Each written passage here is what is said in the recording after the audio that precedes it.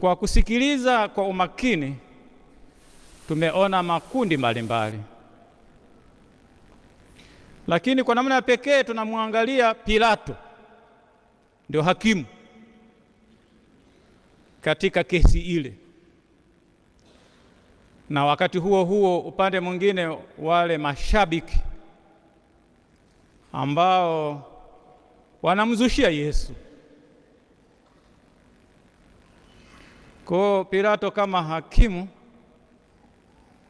na wale makundi mbalimbali asulubiwe, na wale viongozi ambako Yesu alipelekwa.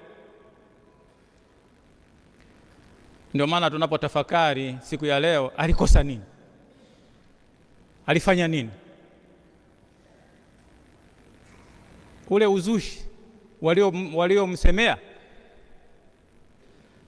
na huyu hakimu nini kilimpata? Kwa nini alihukumu hivyo?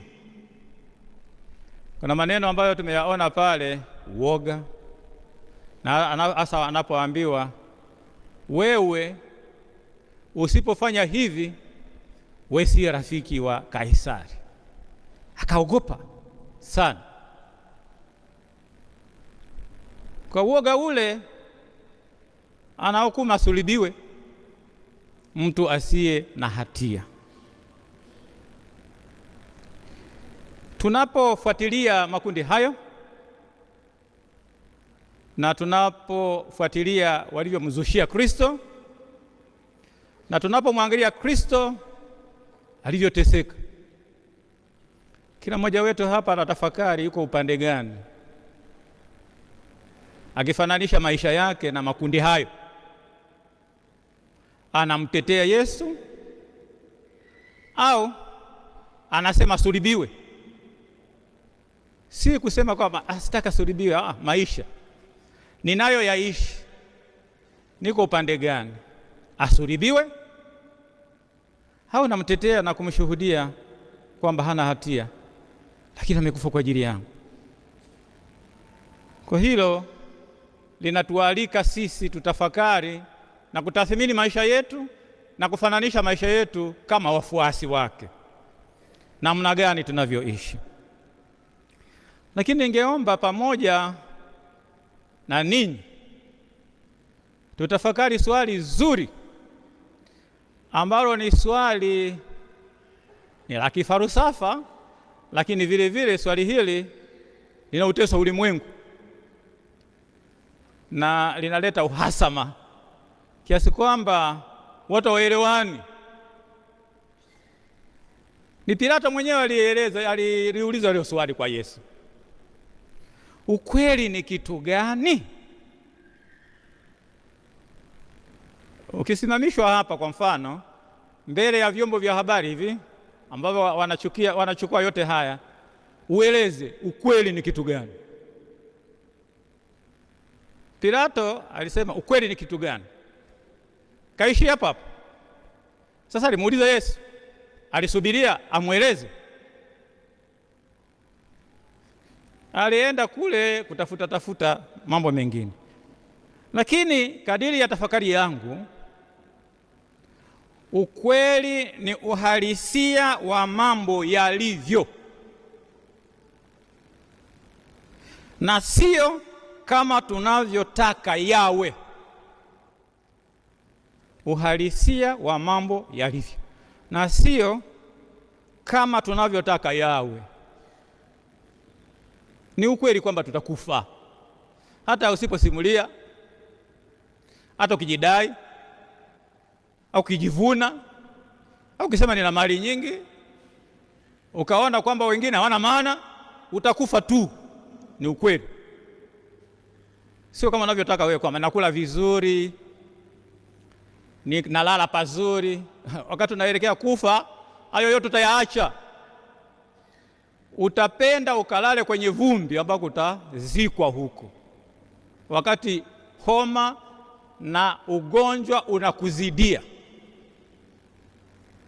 Na ni ukweli kwamba dunia ndiyo inalizunguka jua na sio sio jua linalizunguka dunia, ambapo kwa maneno ya kitaalamu tunaelezea heliocentric na sio geocentric. Ndio maana waliamini geocentric, kwamba ni jua linazunguka dunia, kwa hiyo linatoka mashariki linaenda magharibi, kwa hiyo linatokea huku linaenda, lakini ni heliocentric. Kwa hiyo jua liko pale, ni dunia inalizunguka jua. Ni ukweli. Na hata kama nikisingiziwa, ni ukweli kwamba nimesingiziwa, sijafanya hicho kitu. Hata nipelekwe mahakamani, sijafanya kitu hicho. Hata kunyanyase, sijafanya. Utabaki ukweli, sio ulazimisha hata ufanye nini. Na tena wanaoangalia mwenendo wa kesi yako hiyo na ulimwengu mzima utakushangaa, angalia huyu, mbona anatia aibu katika kesi hii. Ni aibu, lakini ukweli ni uhalisia wa mambo yalivyo, na sio kama tunavyotaka. Watu wanatafuta ukweli. Kwa nini tunasoma? Wanasayansi wanafanya utafiti mbalimbali, na tafiti wanazozifanya zinatusaidia sisi kama katika magonjwa mbalimbali. Kuna kipindi tulikuwa na COVID-19, tulivaa mabarakoa, hata tukipita hapa sura zetu zieleweke. Unaweza kufikiri wanyama gani hawa wamekusanyika hapa, kumbe ni binadamu kwa sababu ya mibarakoa hiyo. Wanasayansi waliweza kufanya utafiti, wakatuletea dawa. Tuna malaria wakati mwingine, dawa gani zitusaidie? Na ukisema hunywa dawa unaondoka. Watu wanatafuta ukweli katika kusoma, lakini katika kutafuta ukweli huo wanaposoma, wengi hawana ujasiri wa kukabili, kukubali, kutokana na hofu wanayokuwa nayo, hasa kubomoa misingi ya walichokuwa wanafanya kwa muda mrefu. Kwa nakatae. Na ndio maana tunasema kwamba elimu si kwa sababu umeenda darasani, si kwa sababu una ma PhD, si kwa sababu unasema ni msome, ila elimu imekukomboa. Elimu inakusaidia uishi vizuri na watu. Kama dhamiri yako ni hovyo na watu wanakuita mnyama, au unaenda kinyume na elimu yako na isaliti, wewe ni waajabu, unakuwa waajabu. Na ndio maana hata katika mambo ya siasa, ukiangalia neno lenye siasa, politics, ni zuri sana, lakini binadamu amelipotosha, limekuwa uongo. Ili niwe mwanasiasa niongee uongo, sasa ni kinyume cha ukweli, ni kinyume cha ukweli. Hata tukutane kikundi fulani kwenye siri, kwenye giza, tujadiliane pamoja katika siasa hiyo, ni ukweli kwamba huu ni uongo na hautusaidii kwenda mbele. Ujasiri wa kukabili ukweli. Ukweli unauma, na kweli unapouma unaponya, na unapokuponya unakuwa huru. Ni sawa. Kuna kipindi fulani tulikuwa tuna dawa inaitwa chloroquine. Hii dawa hii, kosea kunywa uone, unaweza ukakatisha dozi, lakini unataka kupona. Kikavumilia ukainywa ukamaliza, unapona, utapata malaria.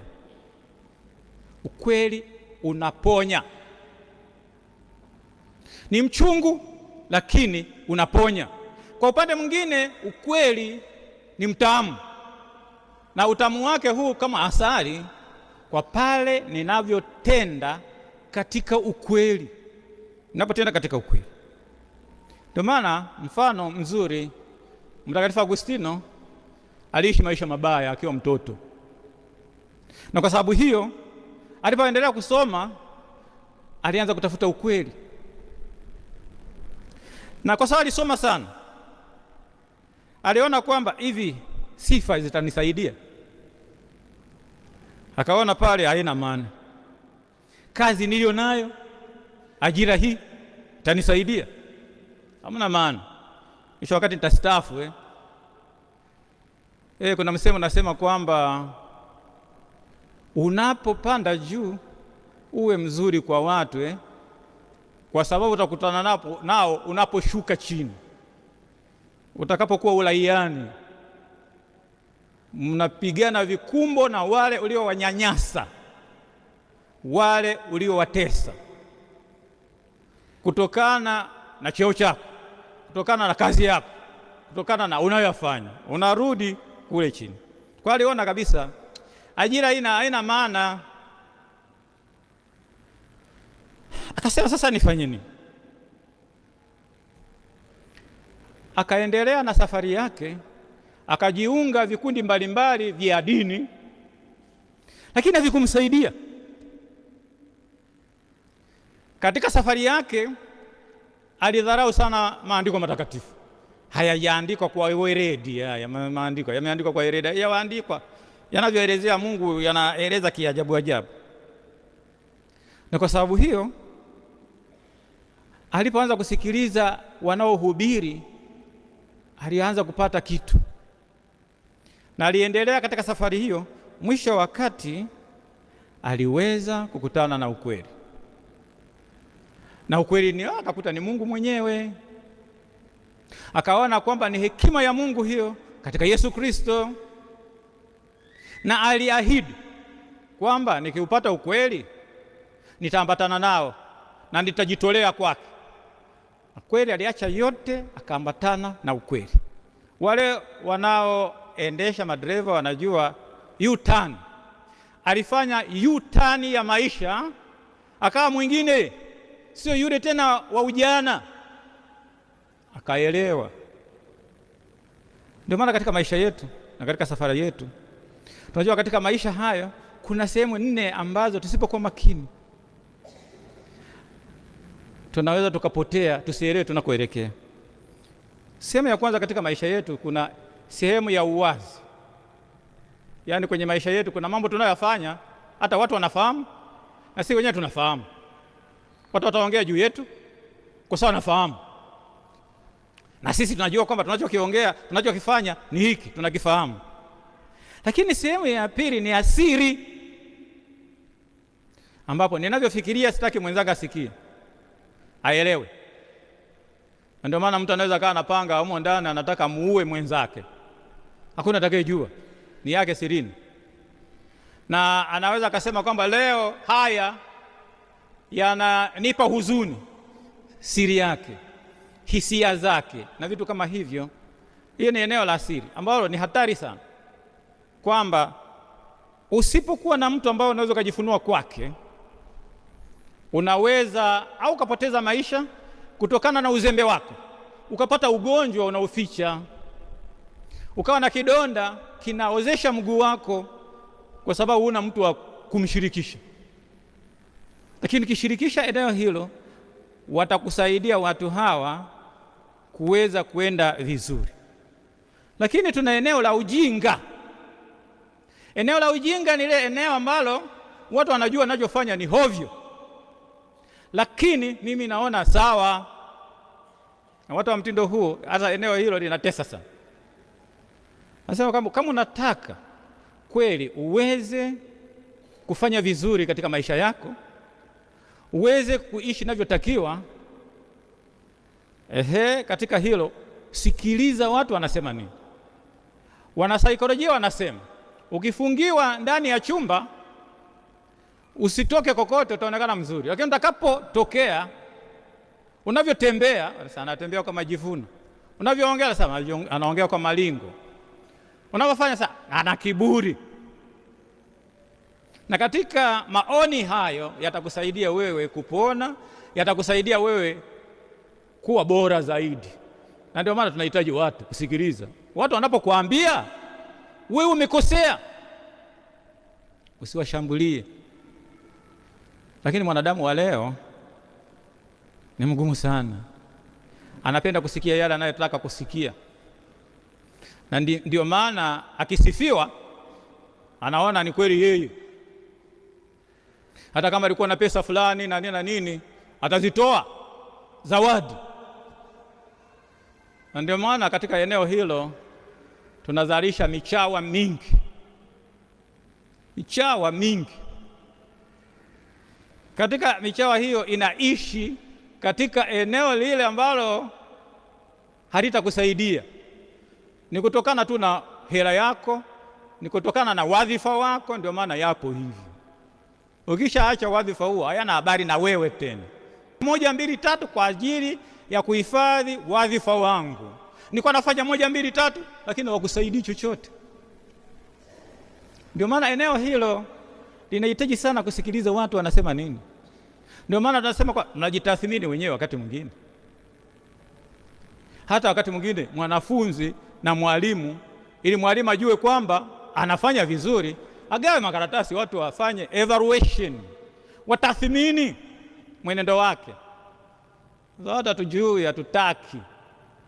Tunataka sifa tu. Sasa sisi sio Mungu. Na ndio maana sisi ni binadamu, tunahitaji sana wenzetu. Tunawategemea wenzetu, ushauri wao.